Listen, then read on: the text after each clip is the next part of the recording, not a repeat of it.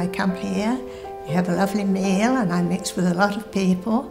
I also see the doctor or the nurses if necessary.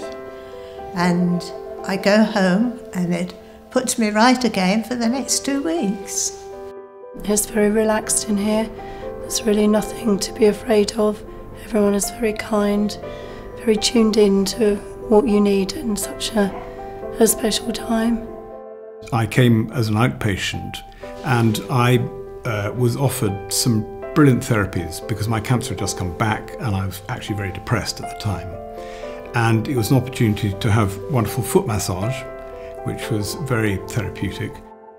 I think that the majority of people don't actually understand what a hospice is, and they think that it's just somewhere that people who are really ill go to die, and it's so much more than that. After 5 years of campaigning, the hospice opened in 1989 in November. We welcomed the first patients into the inpatient unit. Subsequently to that, we have developed services over the years. We now have day services, an education centre and really strong community services, which are still continuing to develop today. St Elizabeth Hospice plays an integral part in the local community, providing specialist care and support for people in East Suffolk and South Norfolk living with a progressive illness. Our aim is to improve the lives of people with illnesses such as cancer, heart disease or kidney or respiratory failure, supporting them and their families with much needed services, all of which are provided for free. When a patient is first referred, they have an assessment, either at home or in an outpatient's clinic, to determine their physical, spiritual, psychological and social needs. We look at the whole person, not just their illness. Often when patients first come to the hospice, they are quite anxious and worried about coming because, as we know, many patients and people think that hospice is for patients who are at the end of their life. So a lot of the work we do initially is to build up a relationship and help the patients to see that this isn't just for people who are dying, but to try and improve quality and comfort and to help patients with dignity as well. The hospice has a team of specialists in palliative care whose aim is to relieve pain and other distressing symptoms while maintaining dignity and choice. People can be supported in their own homes by our teams of community specialist nurses and healthcare assistants, as well as attending day services or staying as an inpatient in our short stay unit.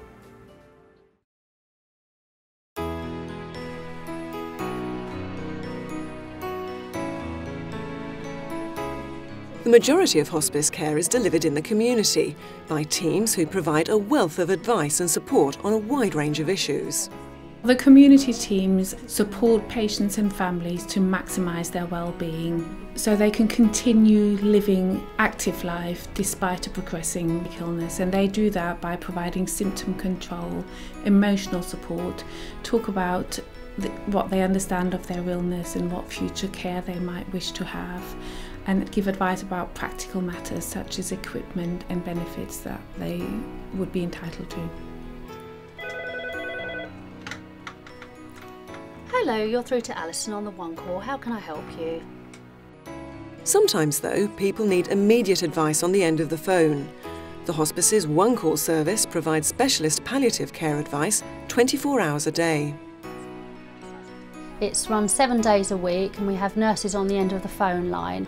We would have healthcare professionals such as GPs, district nurses, social care workers phone in for advice and guidance, but also it's open to members of the general public, and often we would have patients that are known to us contacting us, and also their relatives and friends often would phone in for guidance. The practical help and support that's available from the community team makes a huge difference, not just to patients, but also to their loved ones. Well, right from day one, it provided me with all material backup, my blue badge for my car, my allowances. It got me extra few shekels every month. It got me in contact with my doctor, my district nurses, my stoma nurses. It got me in contact with all the key people that I would need to see me through the difficult times that I was coming into. And More than anything, it was just a phone call away from the hospice and my problems were solved. I just had to pick a phone up, speak to whoever was on the other end, and I knew it was someone who had my interest at heart and who loved me as much as I loved them. I found the hospice very useful in the way that they cared about the whole family and they wanted to know how I felt about John's illness and how I was dealing with it, how it had affected me, and I thought that was great. So I was actually getting support as well. So how have you found the hospice services then? Well, Verity, I can't thank you enough, Verity, for all you've done and your team. The hospice team sees an incredible number of people every year in a wide range of locations. We see well over 2,000 patients and their families. The majority of that care is provided in the community, so through day services and in people's own homes and through clinics and outpatient appointments. We see people from the age of 14 upwards, not many people in that younger age group, and any diagnosis as well. It's not about diagnosis, it's about people with the illness and the need for the hospice, not about what their illness is. When patients and their families first learn that their illness can't be cured, it inevitably has a profound impact. But with the care and support of the specialist community nursing team, help is never very far away.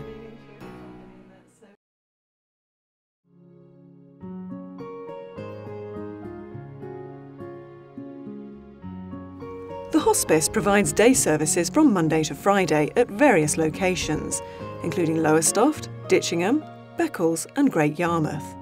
Patients usually attend for a number of weeks. We're able to offer patients the opportunity to come to the day centre one day a week or half a day a week to provide them with support, but we're also able to offer outpatient treatments and therapy supports with both from the family support worker team, complementary therapist and with the medical staff as well. There are also several groups offering support with a wide range of needs, including living positively and dealing with breathlessness. People come to share their similar experiences in a friendly and supportive environment.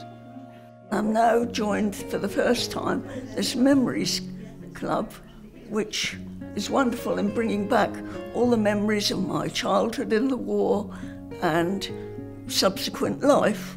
And I find it really useful and interesting people to meet.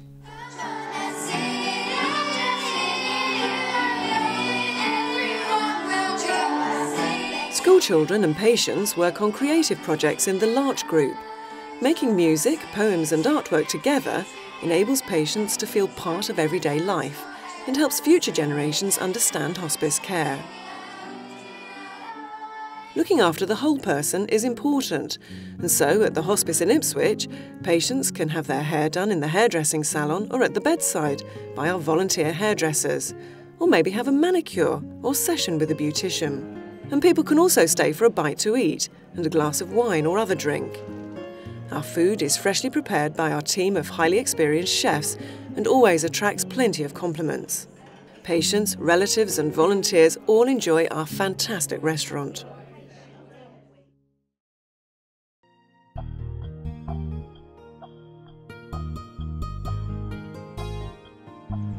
Patients can be admitted to our inpatient units at Ipswich and Ditchingham for several reasons, including end-of-life care or short-term respite. Many stay just a few days to bring their symptoms under control before returning home. At our Ipswich site, our short-stay beds are arranged in spacious wards, each with 4 beds, plus there are single rooms with ensuite bathrooms. Some rooms are larger, with fold-down sofa beds so that family and friends can stay at the bedside. There's also a room where they can sleep outside the ward. And there's a large spa bath with a hoist and bath chair, providing a relaxing environment for patients. There's music inside here that we can put on. There's a jacuzzi, so we can have bubbles, and also there's different coloured lights, so they can have their own little disco in there. And we can put the lights down in the room so they just have mood lighting and they can just lay there and relax and listen to Handel's water music. Whether you're a patient or a family member who's paying a visit, you're always made to feel welcome. And there are plenty of words of reassurance from others who found themselves in a similar situation. Don't be afraid. Just definitely don't be afraid, because it just feels so relaxed and calming. It is like a great big veil is put over you. It's almost, I said to somebody once, it's like they've injected lavender into the brickwork because it is so very, very calming. The inpatient units have a kitchen where visitors, patients and volunteers can pop in to make a cup of tea or prepare a light snack. Meals can also be eaten at the bedside or in the dining room. Visitors are always welcome, and there's plenty to keep children and young people occupied, with toys and games on hand. The patients' pets can also come and visit. It's great. Oscar, my dog, came in, gave me a huge boost and support. Now, I missed him terribly while I was in here, and he missed me. So for him to be able to come in was absolutely great. We spent some time together and sort of walked around the garden, and it was great. And then obviously he went home happy, and I came back in here very happy as well. We also have short-stay inpatient beds at our Ditchingham site, and a separate room for family and friends who wish to stay. There are also spa baths, kitchen and dining facilities, and extensive grounds.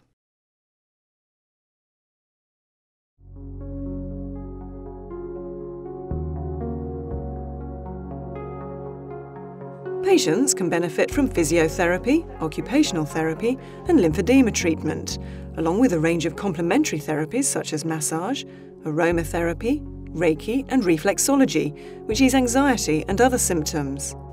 There's also a family support team, which offers a wide range of therapies and counselling. The importance of the role that we have here is to encourage and facilitate better communication between every single member of the family, whether it's a child or whether it's the grandparents or indeed the parents. So it's enabling families to talk about what's happening to them, ideally together rather than with outsiders. Music therapy is offered to patients at home, in day services, as an outpatient or at the bedside. Some patients like to play the harp and they feel really relaxed and peaceful after playing the harp. But we also have the drum kits, and people like to play the drums, and it can be really loud and noisy, and I make the music with them, and it's again a place where people can let off their steam and let off the tensions. And also music brings out memories, and many of our patients find that really useful, a way of reminiscing back over their lives as well. I suppose really helps one just get those pent-up or suppressed feelings out. And I can't play any musical instrument to save my life, but funnily enough, with him I did. I come on a Friday to the day centre and meet with others in the same situation, and we chat, and we have crosswords or quizzes, and then we have people who come and do our nails or feet or massage our hands, which is very relaxing, and it's a nice little time all together. An art therapist provides guidance and support and helps patients and their families express their feelings through their paintings and drawings. And using art or storytelling with younger children enables them to communicate their concerns about what's going on in their own family.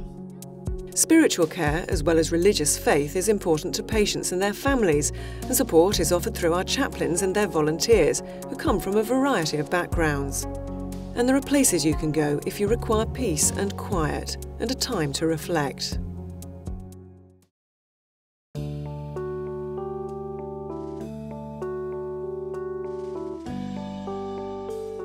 St Elizabeth Hospice was officially opened in Ipswich in 1989 by Her Royal Highness the Princess Royal. It had taken 5 years of fundraising by the local community to meet the £1 million target. Since then, the number of inpatient beds, day services and community support has continued to grow to meet the needs of patients from East Suffolk and South Norfolk. As an organisation, it's really important that the public have confidence that we are run efficiently and effectively and make best use of the money that they donate to us to run the services. We have a board of trustees who oversee the strategic direction and also ensure that we as the operational team manage and comply with all the regulations, both financial and health and social care, to ensure that we provide the best quality of care possible in the most safe manner for the patients. Our partnership group, which was established in 2006, provides a forum for patients, carers and staff. It enables them to give input into developments, such as the refurbishment of the Ipswich inpatient unit. The hospice management and staff are incredibly receptive to what we're saying. We have an action plan that we work to every year, and I'd like to think that we do make a difference. Hello there, sir. I've got your tea for you here. Oh, that's great. Thanks. The hospice is assisted by many volunteers and supporters who help us provide our services for free. The NHS funds around a quarter of our costs, and we rely on fundraising and donations to make up the rest.